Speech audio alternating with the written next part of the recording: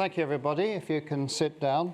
Welcome to Chatham House. My name is Alex Vines. I'm the Director for Africa at the Institute. I'm delighted today to be hosting this meeting on service delivery and policy alternatives with Senator Rabiu Kwankwaso. As you know, he's the leader of the New Nigeria People's Party and former governor of Kano State. His bio is long and accomplished, and we've put it online.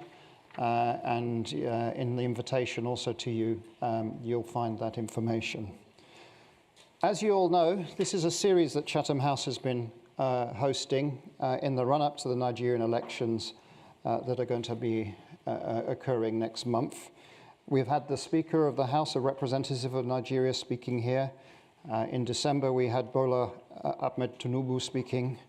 This week, we had Peter Obi, the presidential candidate for the Labour Party, and we had Professor Yakubu yesterday here, the chairman of the Independent National Electoral Commission, presenting on his umpiring and his institution, how it's prepared for the elections. So we do have one invitation outstanding, which is to Mr. Atiku. That invitation remains live and valid if he wants to come and speak at Chatham House.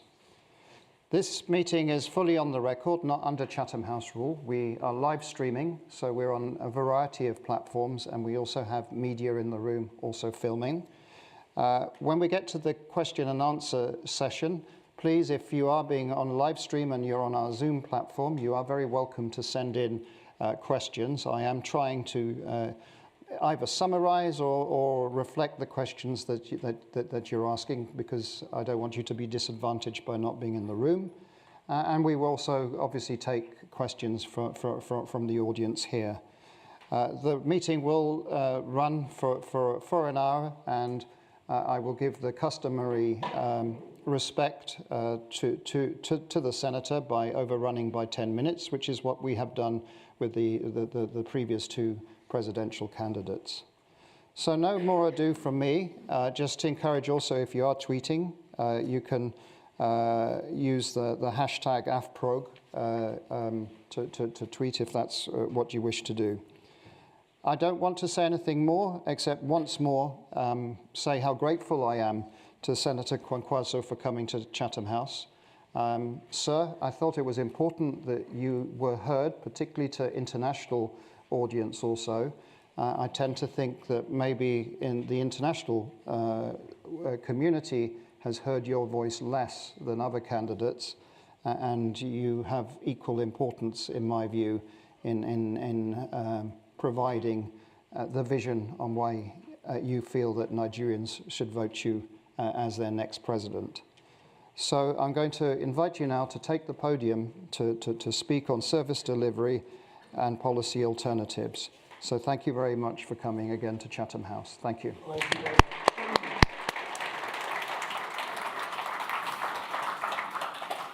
Thank you very much, Dr. Alex. Maybe the difference between me and the other candidates is that they are in the air. Other people were hearing their voices while we are on the ground. So thank you very much, Your Excellencies, distinguished ladies and gentlemen. Let me once again thank everybody here for coming. And let me begin by thanking the Royal Institute for organizing this event and for inviting me to interact with this global audience. Let me also thank the audience, both the Institute and the virtual ones, for your interest in the peace, unity, and prosperity of our country. Our country today is facing numerous challenges: insecurity, growing poverty, growing and uncontrolled inflation, growing unemployment and despondency, decaying infrastructure, high rate of maternal and neonatal death, collapsing education system, crisis in the healthcare services, very weak institutions, growing corruption and graft, unbelievable theft of crude oil and other mineral resources, and growing mistrust among the constituent communities of our country, etc., etc.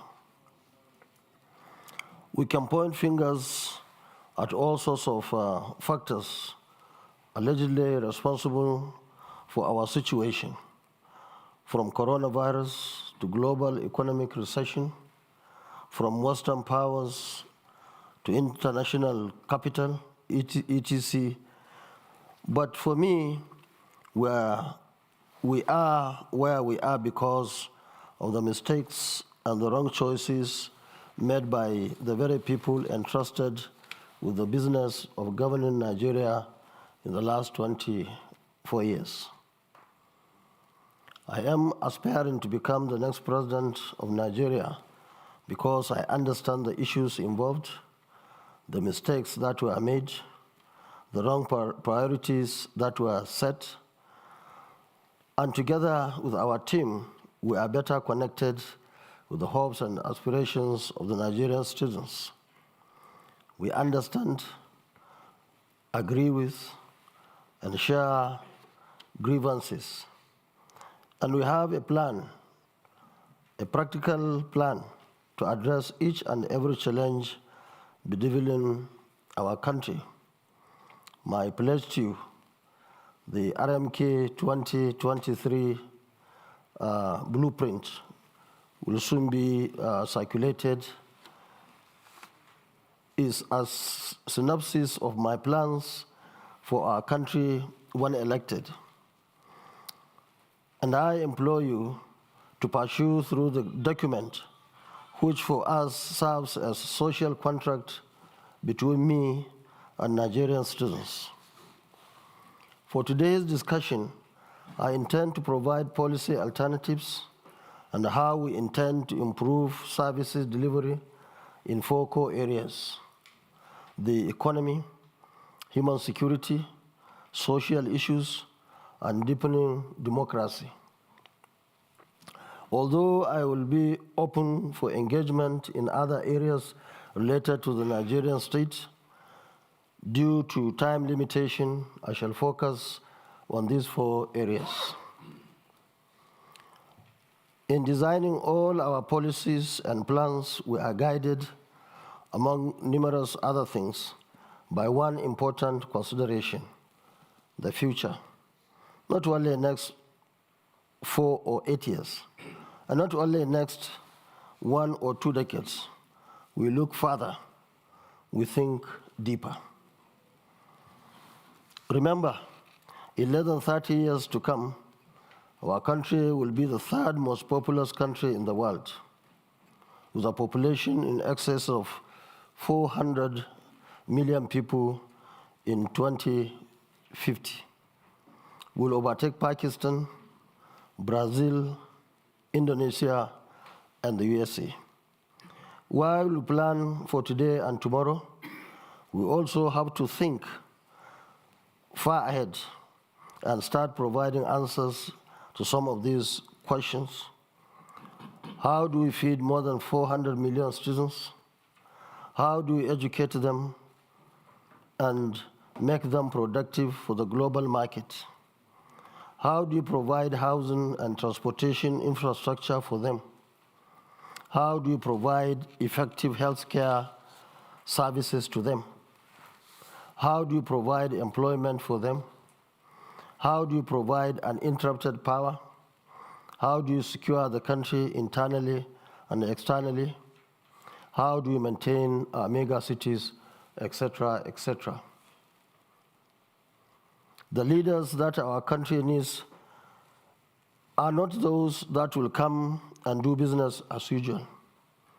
We certainly do not need perfunctory leaders anymore. We need thoughtful leaders, selfless, competent, credible, objective, transparent, visionary, empathetic, and accountable. our economic plan. The main goals of our economic policy are macroeconomic stability, that is keeping inflation and economic output close to potential, low unemployment, robust economic growth, sound fiscal balance, sound balance of payments position, that's external position, and sound financial institutions. These will lead to higher incomes and better quality of life for the citizens. To achieve these goals, we have 7 policy agenda. 1, restoring fiscal discipline. 2, improving non-oil revenue through reforms in company income tax, value-added tax, as well as reforms in key revenue-generating agencies. 3, improving crude oil and gas production to OPEC target. 4, ensuring disciplined management float foreign exchange policy. 5, targeting inflation. 6, improving the climate for trade, investment, and business. 7, preventing corruption, wastages, and theft of oil and other mineral resources. Fighting poverty and ensuring prosperity. Over 133 million Nigerians, according to the National Bureau of Statistics, NBS, are living in abject poverty. For a country generously endowed with human and material resources like Nigeria, this is totally unacceptable. We have a practical plan to confront and defeat poverty in Nigeria. A, we shall lift Nigerians from the poverty ditch through targeted poverty alleviation and poverty elimination strategies that ensure families at the bottom of the social ladder have access to food, clothing, quality education, basic health care, and basic housing needs. B, to ensure that those lifted out of the poverty do not return into the poverty bracket, we shall ensure that beneficiaries of our poverty elimination programs maintain good paying vocation, high yielding investment, as well as strategic savings to ensure individual, family, and community prosperity. C, deliberate steps will be taken from our first day in office to end youth unemployment in our country. In specific terms, 1, over 2 million job opportunities will be created in the armed forces, police, and other security agencies. 2, our mass housing plan will provide opportunities to more than 1 million Nigerian youths annually. 3, our agricultural mechanization agenda will create over 2 million opportunities annually to place our youth in gainful and productive engagement across the agricultural value chain. 4, our proposed revolution in critical infrastructure will provide over 3 million regular opportunities in the transportation sector and the power sector. 5, our education reforms, especially expanding access and the mopping up of over 20 million out-of-school children, will entail the recruitment of hundreds of thousands of teachers and other associated staff in our education system annually. 6, our plan to modernize healthcare services will not only entail infrastructural and high-tech medical equipment upgrade, but also the recruitment of hundreds of thousands of medical personnel across the 3 levels of care to cater for the ballooning size of Nigeria's population. 7, private sector will be strong enough to generate even more job opportunities as a result of conducive climate and deliberate government policies in oil and gas, power and energy, solid minerals, telecommunications, sports and tourism, entertainment industry, especially films and music, etc., etc. Tackling Nigeria's security challenges. The main targets of our security strategy is to secure or to ensure that all Nigerians enjoy the freedom to live in dignity, freedom from fear, and freedom from want, and to create a conducive climate for investment and collective prosperity. 4 key policy issues are involved: the size and the capacity of the security institutions, enlistment of security personnel, the nexus between security and socio-economic well-being of the citizens, and sustainability issues. Specifically, E, we will ensure justice and fairness to all and the respect of the rule of law by all, irrespective of tribe, religion, region, or social status.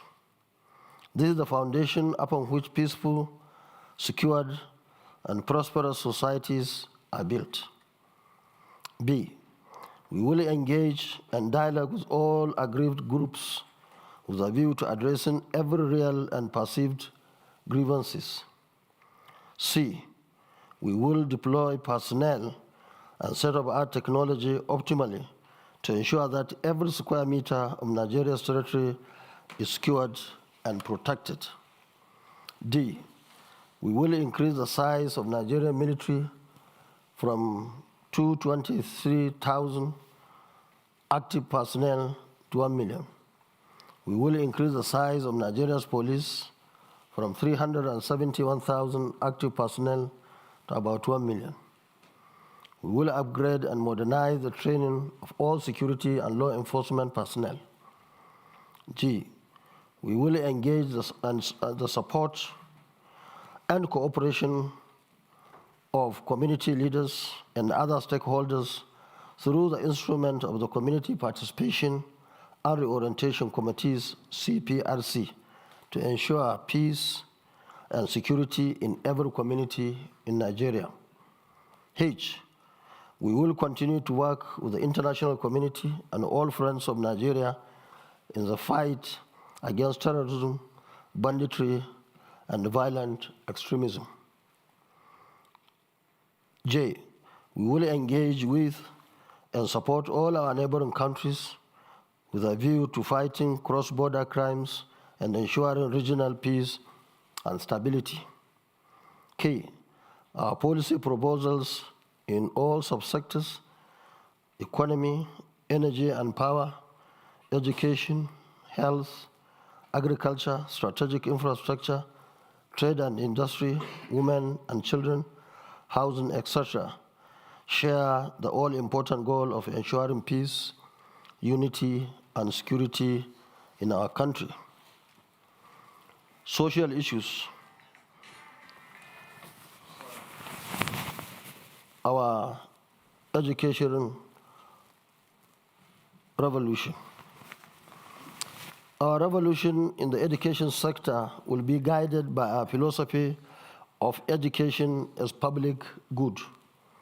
We shall ensure through the correct reforms and investment that all our schools provide the best quality education to our students.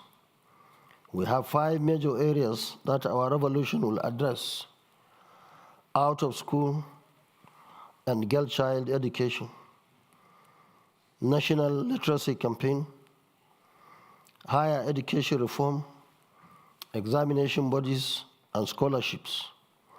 Some of the immediate actions we intend to take include: A, we shall reform the education sector in its entirety to ensure accountability, expansion of access, and improvement of quality. Every Nigerian must have access to good quality education, not minding their social status. B, we shall incentivize enrollment of the girl child and all the children from poorly served communities. C, we will eradicate illiteracy in Nigeria. Every adult shall have the opportunity to acquire literacy and engage in lifelong learning. D, we will mop up the 20 million out-of-school children in Nigeria and get them enrolled in schools in the next 4 years.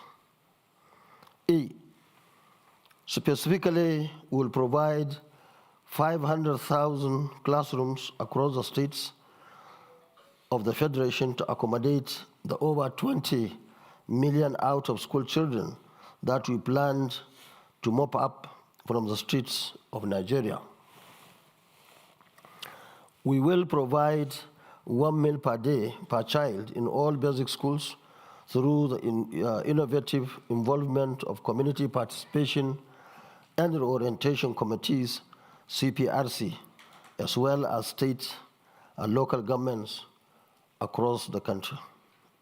G, following our successful experimentation in Kano State, we will make all application forms for admission into tertiary education institutions and application forms for employment free.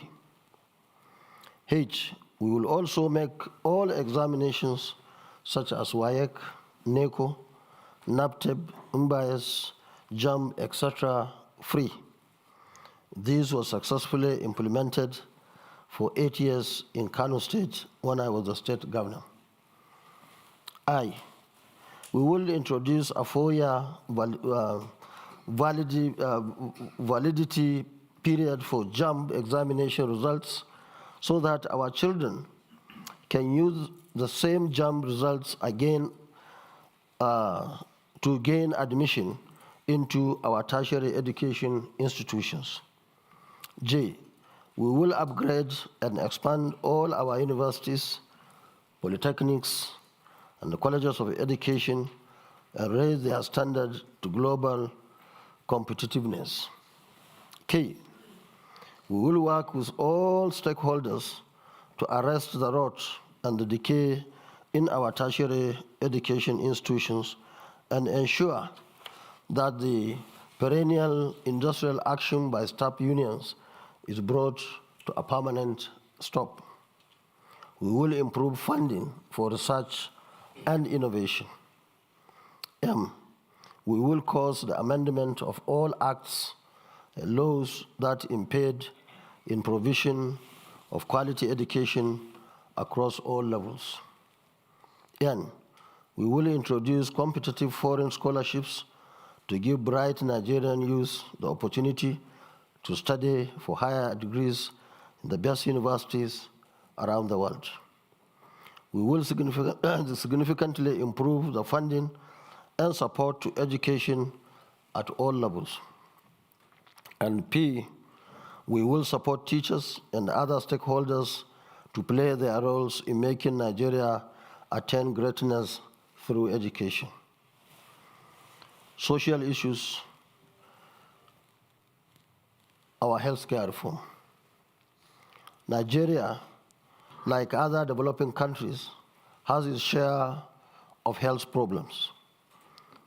Communicable and infectious diseases remain the major health problem in the country, while contemporary demographic transition ushers in a range of non-communicable diseases too.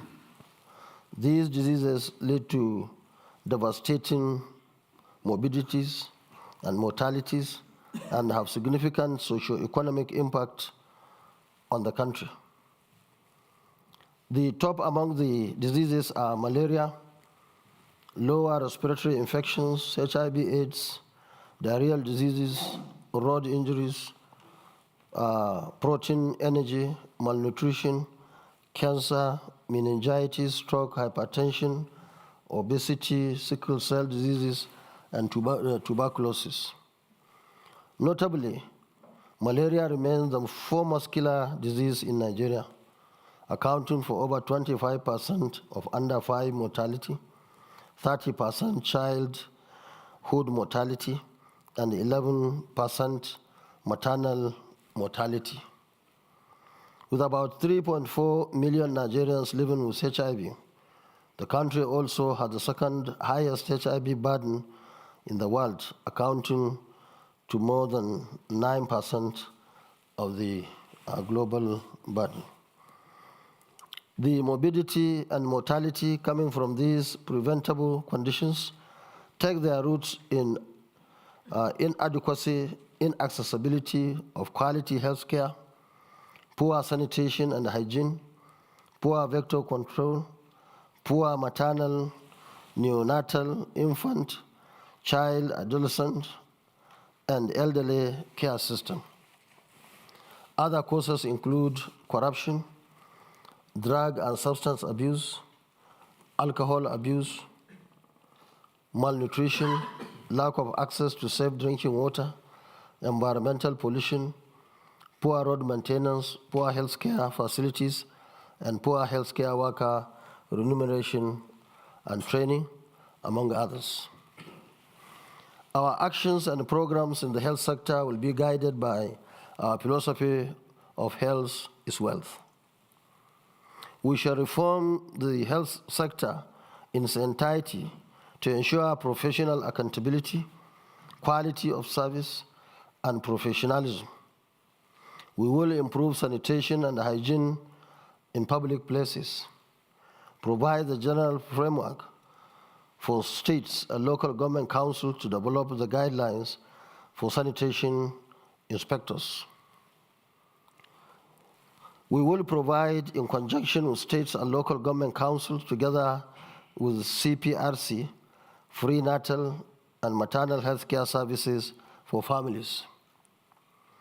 In conjunction with other levels of care provisioning, our administration shall coordinate the provision of mobile clinics to access underserved communities across the country.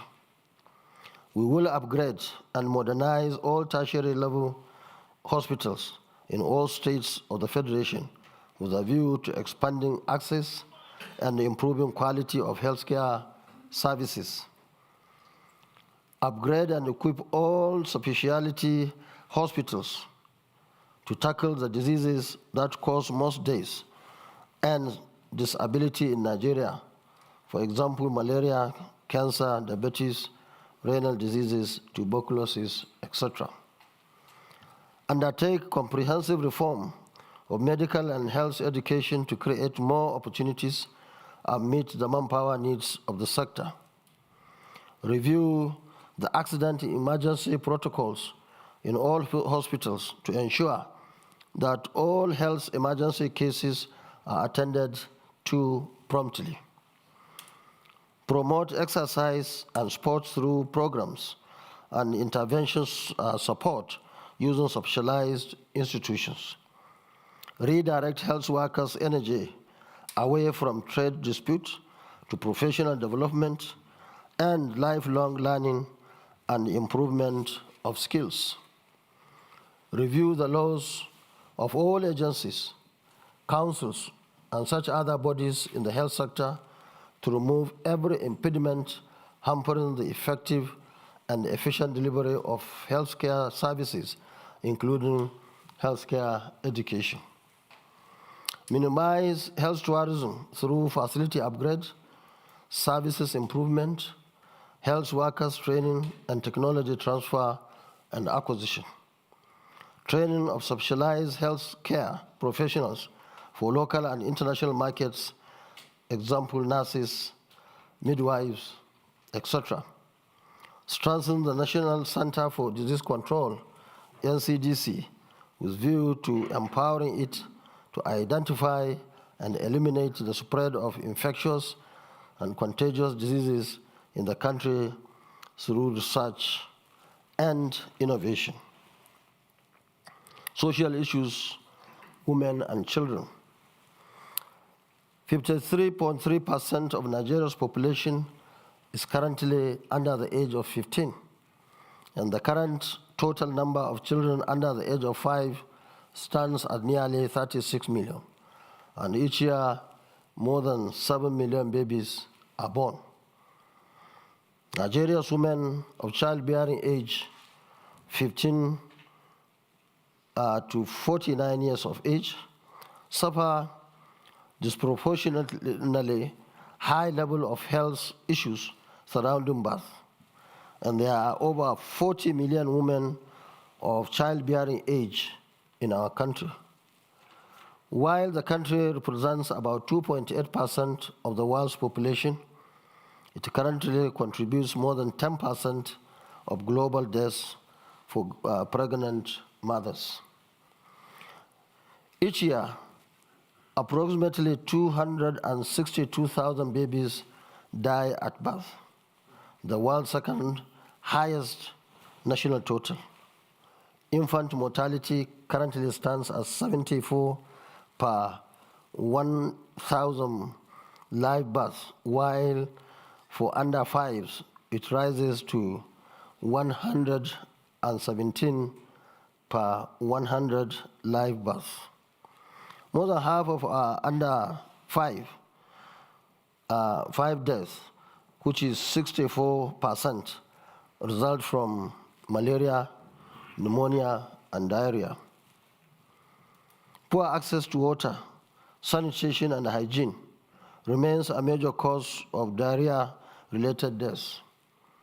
As of 2015, 57 million Nigerians were without access to improved water sources. Senator, 5 more minutes. We have lots of questions coming in. I don't want the audience to not have their opportunity. Yes, okay. Let me conclude quickly. In conclusion, my dear compatriots in the diaspora, we are indeed very proud of your achievements as global citizens. We are even more proud that you are playing your role in creating a better world and also serving as good ambassadors of our country. Let me assure you that when eventually the NNPP is voted into power and I become president of Nigeria, we shall create an irresistible condition and make our country so attractive as a destination for businesses and career aspiration that majority of you will be attracted to better opportunities at home. Given your wealth of experience, good education, and achievements, we believe you will have better and more important roles to play at home under our administration. And for those that have made the host countries their home, we pledge to you today that our administration will work towards ensuring that Nigerians in diaspora are given the opportunity to exercise their civic responsibility and vote in all general elections. Before I conclude this brief paper, let me say that our incoming NNPP administration will honor all our international obligations related to climate action, trade and investment, fight against terrorism and violent extremism, drug and human trafficking, as well as honor all conventions and agreements that our country is signatory to. While thanking the UK government for the numerous support and assistance being extended to our country, both directly and through a number of development partners, while appreciating the good work that numerous UK businesses in Nigeria are doing to build our economy, our incoming administration will work deliberately to strengthen the Nigeria-UK relations post-Brexit, expand businesses opportunities, and create business climate that will make Nigeria a more attractive destination for investors. Finally, let me say this. Our country is yet at another crossroad. We are facing an election in which, for the first time in 20 years, President Buhari will not be a candidate. We are going into an election at a time when poverty is biting so hard and money-bagged politicians believe that they can take advantage of the very poverty they inflicted on the nation.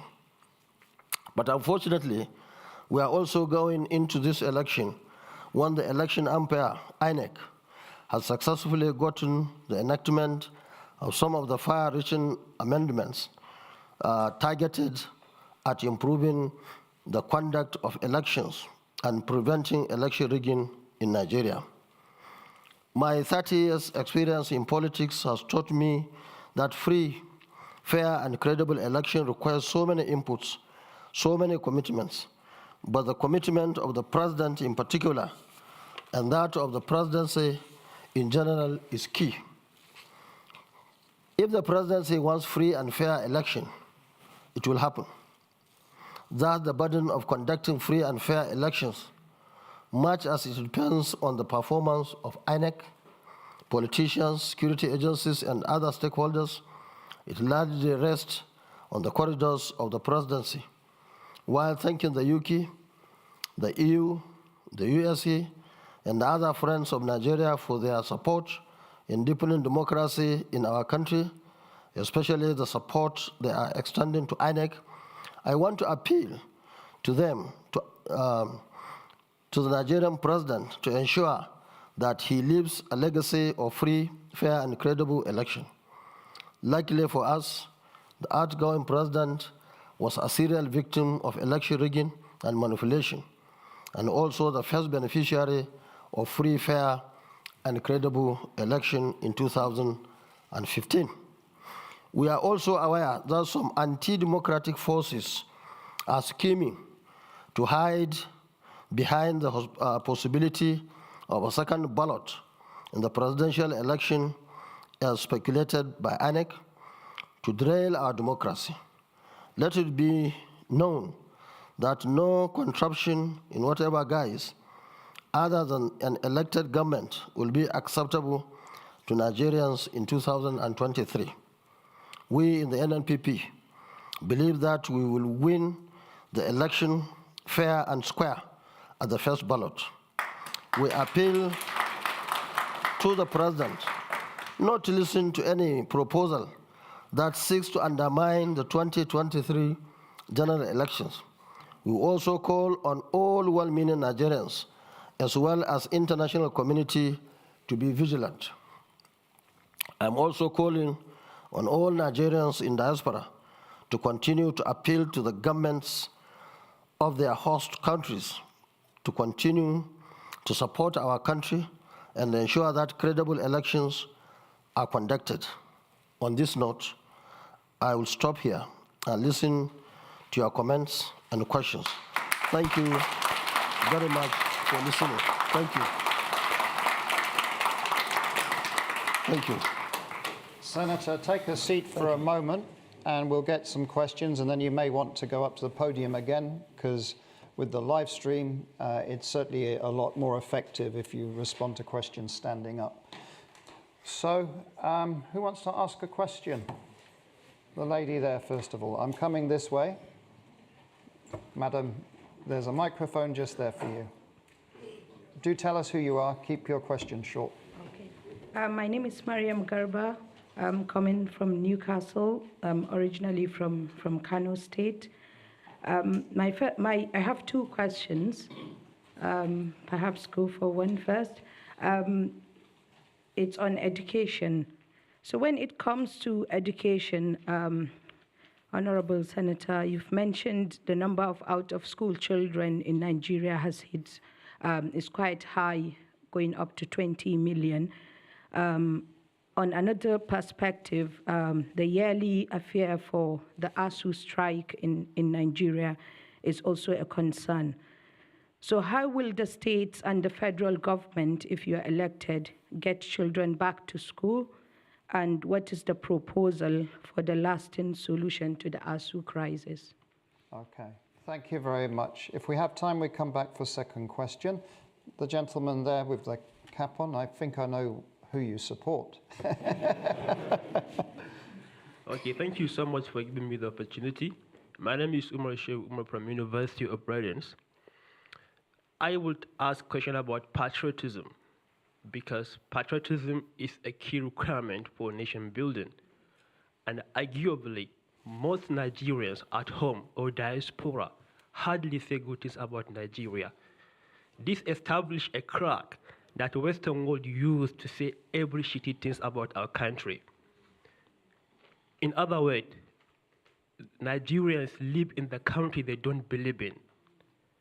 Considering this sad reality, sir, how realizable is a new Nigeria? Thank you very much. I'm going each row at the moment. So the lady there. Your microphone. Don't worry, we've got time to come here. The front row is not going to be discriminated against neither. Please go ahead, madam. My name is Hadiza Humba, and I live in Northampton. Your Excellency, sir, the incumbent president of Nigeria had the best chance and probably some of the best policies to break a record by turning Nigeria around. But there were hindrances and hidden forces, which is not an excuse. How do you intend to deal with these hidden forces? Also, the orientation, Nigerians are heartbroken. How do you intend to make them believe in the system? And again, the day you become the president of Nigeria, hopefully, will be the beginning of the end. What will be the legacy you want to leave? Thank you. Thank you very much. And I'll take one final question. The gentleman in the corner there. Yeah, you, sir, with the green jumper. Yeah. Yeah, my name is Duke Uputa. I am an independent political analyst and also a Chatham House member. Senator, given that your campaign strategy and promises are very similar to that of Labour Party in many ways, and your main objective is to stop the extraction by the two major establishment parties, is there any circumstances in which you will step aside and cooperate with Labour in order to remove the current extraction in Nigeria?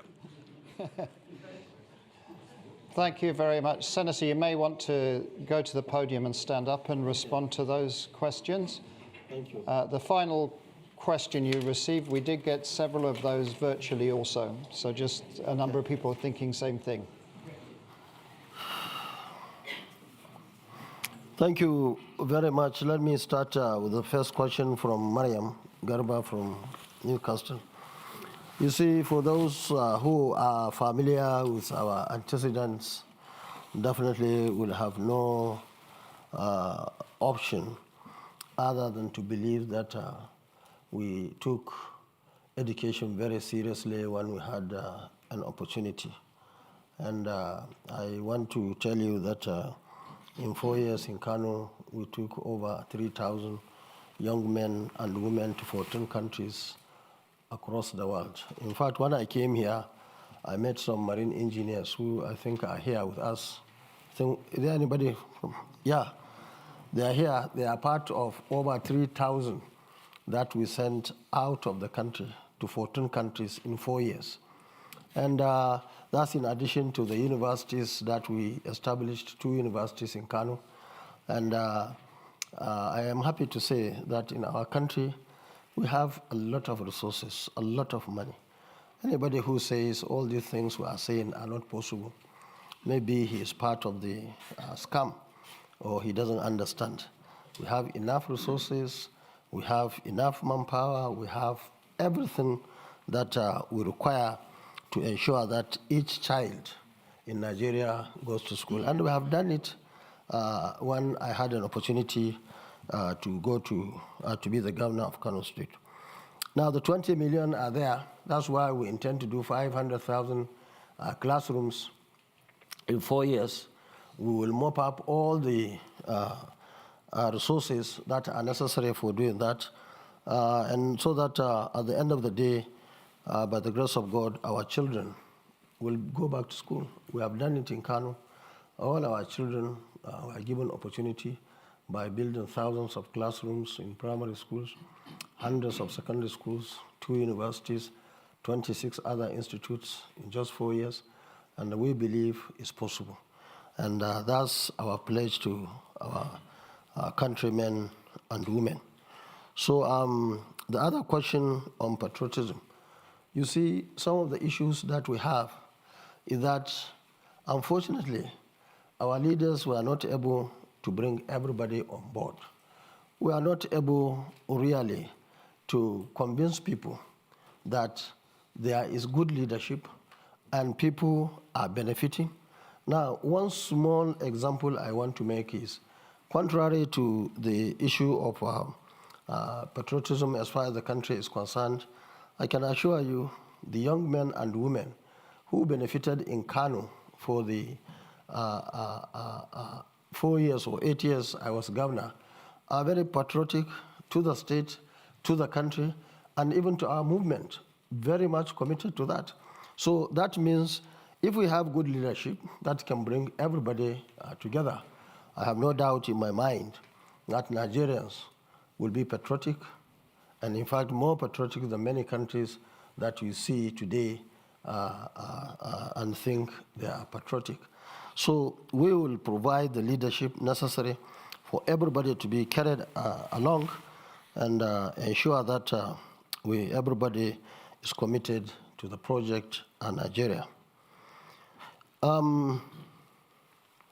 I think the issue of hindrances of our sitting president, yes, I believe there are so many hindrances and they are not different from other expectations or our expectations really. But I want to say that leadership requires a lot of capacity. It requires a lot of experience, people with a lot of education, if you like, and all what it takes really to be the president of the country. So I believe that with our party in power, going by our antecedents, going by my personal experiences, I have been in this game for 30 years now, and I have been in this country for about 10 years. I visited so many other countries as Minister of Defense, as House of Reps, Deputy Speaker, a Constitutional Conference member, and as Senator of the Federal Republic of Nigeria, and member of the NDDC representing Northwest, and of course, advisor to President on Darfur and Somalia during those crises. So we know that there will always be challenge to presidents and even to a councillor. And how you handle it determines the type of person you are. We believe that we are going to do the right thing and support of Nigerians. I have no doubt in my mind that all those issues that are enumerated and many more that were not being mentioned would be resolved so that we can have a very new Nigeria for all of us. My legacy, one, we want to unite the country. We want to have one solid country that everybody is given the opportunity, not based on his religion or his ethnicity, but based on the content of his character. And that's what we have done in Kano. That's why everybody, even the biggest enemy, believes that we are very strong in Kano, we are very strong in northern Nigeria today in terms of support, because these are the people who actually know us, know what we stand for, know our capacity, and that's why we are so happy today that what we have sown over the years, I mean, this is the time to repeat. So the issue of legacy, we want to have a united Nigeria, a Nigeria that will not go through all this issue of insecurity, the issue of economy, the issue of education, and so on and so forth, especially the issue of ASU that was being mentioned now. ASU and NNPP, we are on the same page. We are working in direction. In fact, I'm happy to say that when I was governor in Kano, there was a time ASU was going on strike, but Kano branch had to take permission not to join them because they believe that we are doing the right thing. And that right thing will continue when we have the opportunity to bring everybody on board so that, as I mentioned in my speech, we don't have to have or witness ASU or other unions going on unnecessary strike. The issue of labor, you see, that's the problem we have. The gentleman who stood up there, I'm sure he comes from a particular group or a region without even asking him, just because you saw, if you have a party which is based on ethnicity and religion, that's the difference between Labour Party and, of course, our party, which is a national party, New Nigeria People's Party. Now, we want,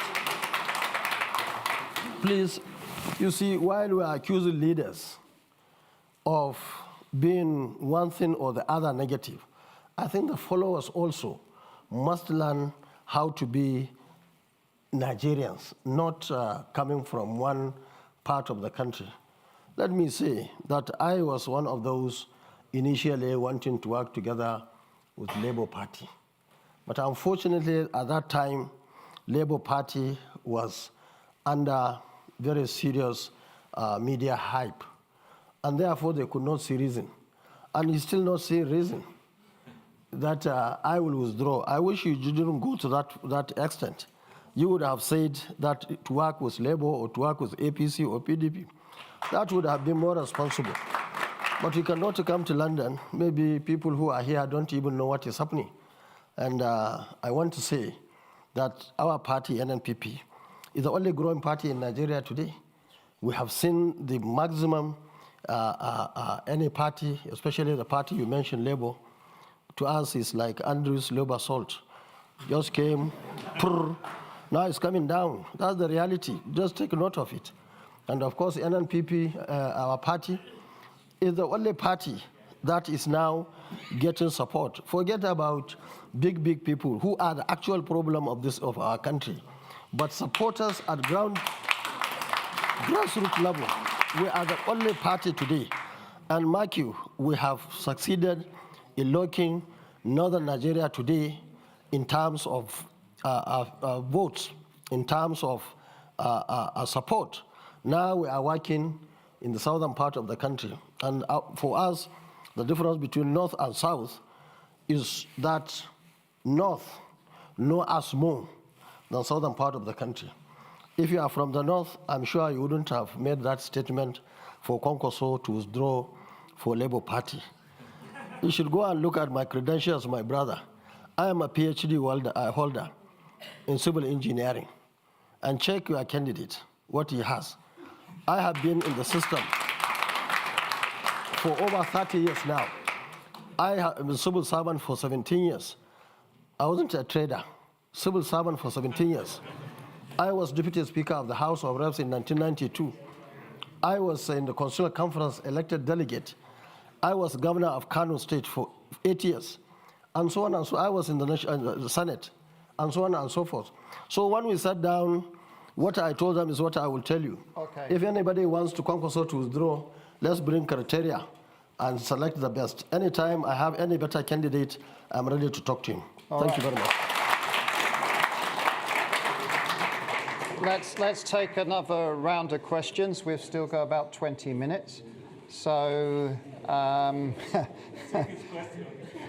okay, all right.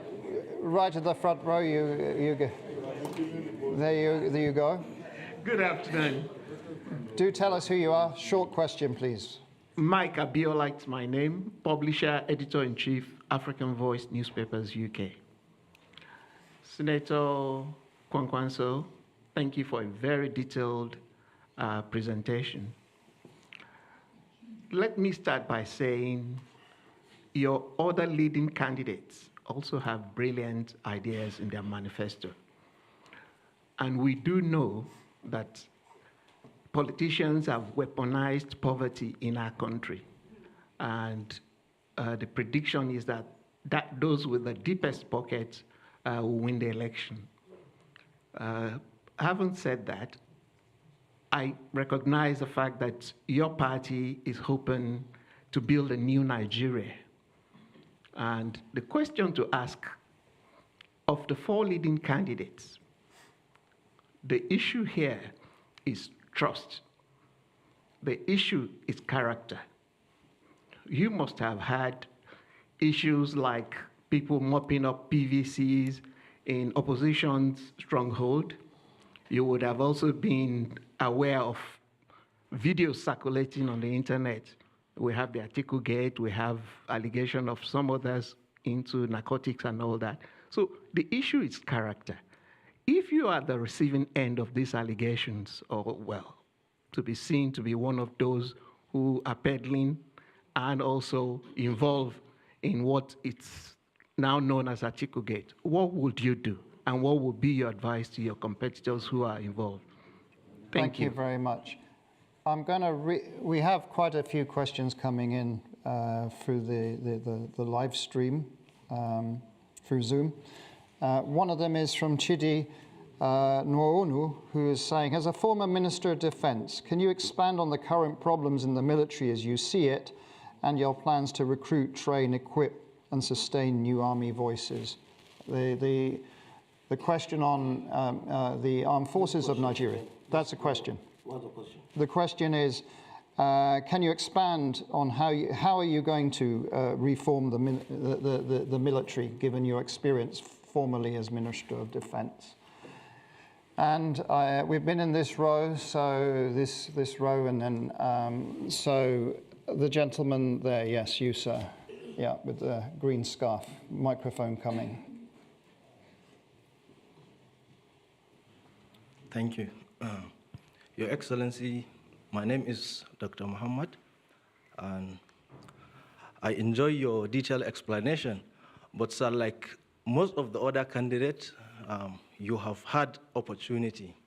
And I as well like your blueprint and theirs, because I have listened to most of them here. I'm a member of Chatham House. I would like to go by your track record, and not only you, as well them, and as well advising them and their supporters. Let's be looking at your previous record and legacy, because it's there in public. Like yourself, you have been governor for 8 years. My question here is, as a young person, sir, can you elaborate, based on legacy, what you did to young people and what you intend to do? I want you to link it with your legacy, because we need to know what you did so that we may have more confidence on you. Thank you. Thank you very much. And, okay, the lady right at the back there, please go ahead. Thank you very much, sir. My name is Priscilla Winkbo, independent broadcaster. So having listened to you, you made mention of the various things that you intend to do. One of the areas was the economic revamping. And in your manifesto, you speak of that being in 3 parts: the ERP, economic stimulation, and you also speak about job creation and so on. And my question to you is this. Given that Nigerians are renowned for setting up businesses, small business owners, and creating so much within that space, what are your plans to work with the African Free Trade Agreement to be able to expand opportunities for Nigerians, because that's a 1.2 billion market, and Nigerians as small business owners could benefit a great deal. We would like to know, sir, what you will do to help them, not only financially, because we know that our financial sector is terrible for business owners. Banks, the loans that are provided are terrible. So please, can you expand on that, what you will do for business owners in Nigeria? Thank you. Thank you very much. Senator, there's plenty on your plate there. The way I'm looking at the clock, we'll have probably one more round after this. Okay. Go ahead, please.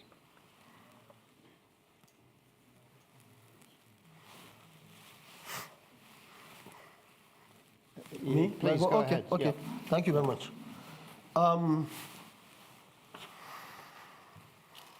Mike, let me thank you for mentioning this issue of money, deep pockets. I believe that 2023 election is going to be slightly different in the sense that everybody is suffering. Everybody has seen the consequences of collecting money. That is on one hand. On the other hand, these people with deep pockets have made people so poor to the extent that even good food, hot meal, is enough to make them crazy. That's the talakawas, the poor people. But I have gone around the country. I have only one state now to visit in the south. Otherwise, I went there 3, 4, 5 times by road, going towards local governments and so on. So I believe that people, the masses of Nigeria, are very committed. Our fear now is more of INEC and other stakeholders, because we have seen what happened in the past.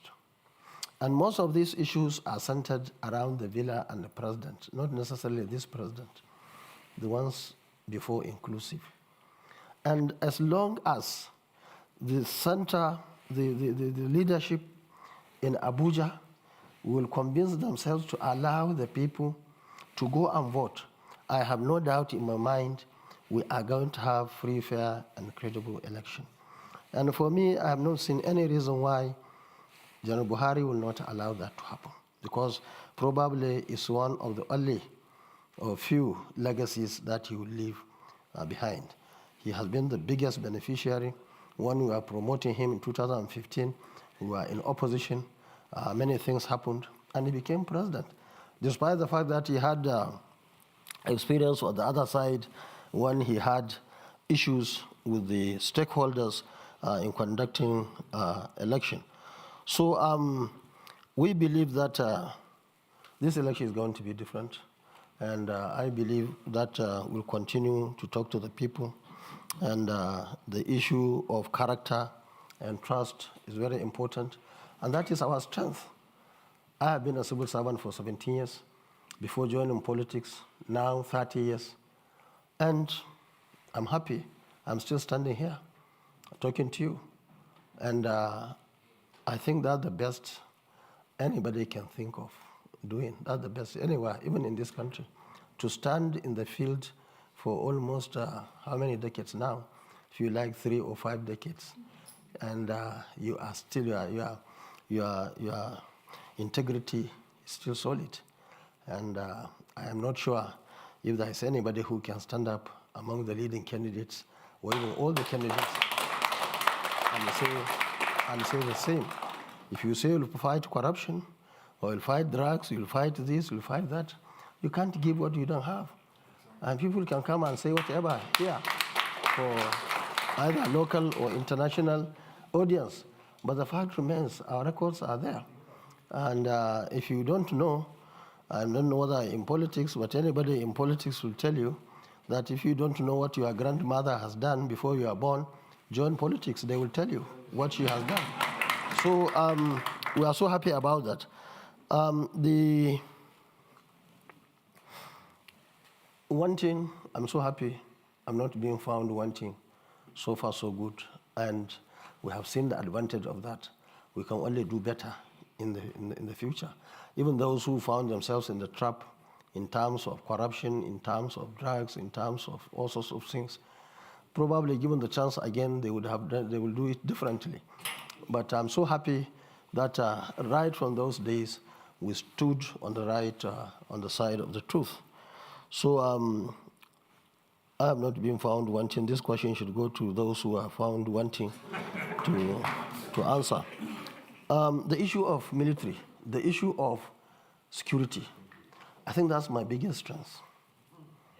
I have been the Minister of Defense and advisor to President on Darfur and Somalia for 4 years during Obasanjo regime. And during that time, we are not even talking of Nigeria. We are talking of what was happening in other parts of Africa because we are concerned.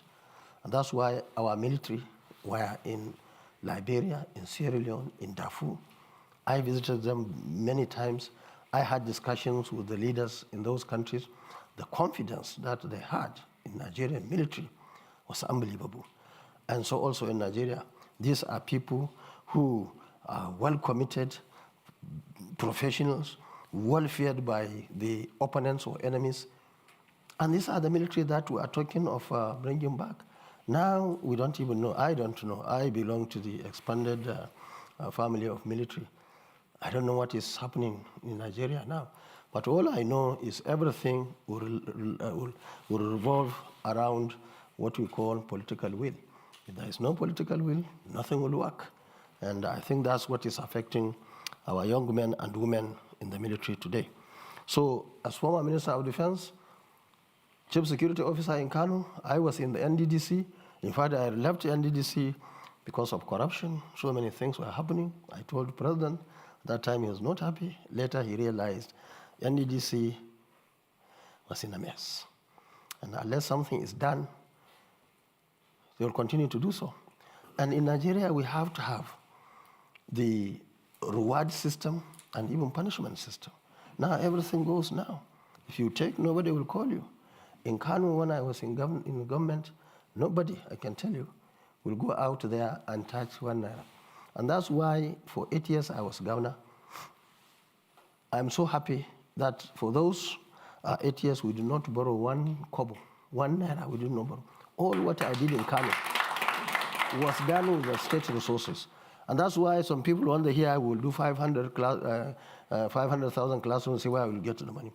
Don't forget, right as we are sitting or standing here, instead of 2.2 million barrels of oil, we are producing just 1 million, 1.2, 1.1. Where are the remaining? Stolen by some people.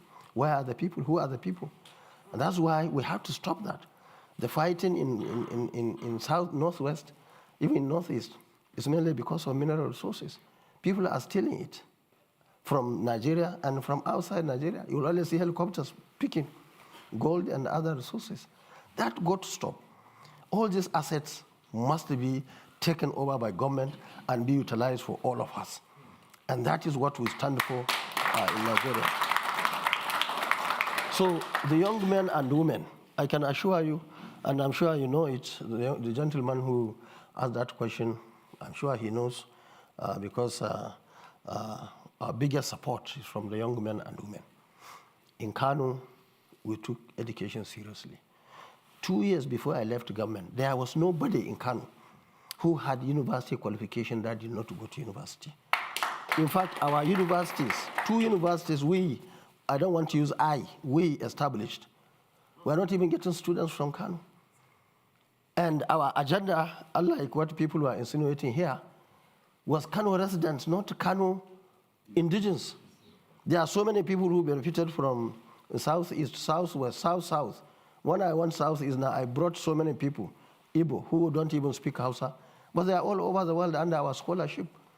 Because ours, your home is where you live, is not where you necessarily born. And I am happy to say I started politics from being Deputy Speaker House of Reps in 1992. I was not a local government chairman. I was not a champion. I was at national level. I was not even minority or majority leader. Deputy Speaker of the House of Reps, who was a presiding officer of that house. So that's how I started. And along the line, I had all opportunities to be everywhere in the country. And what is important for everybody to learn, including my colleagues, the candidates, is you should try at any given position to be upright. You shouldn't not be found wanting. And once you are found wanting, in countries where they have shame, you don't even come out. You don't mention. So, and you see, politics is not all about making noise. Yes, you are a governor. You are a governor in the corner of a country. That's fine. We have been in the center for many years. Even if I'm not contesting, we want to know that person and say, yes, this is the person that believes in what we believe. Now there are many question marks on some candidates. whether they believe in the country or they believe in seceding from the country. And these are issues in the debates that must come out, and people must come and assure people that this is where they belong. So finally, the lady asked about the economic revamping, helping businessmen and women. This is very critical.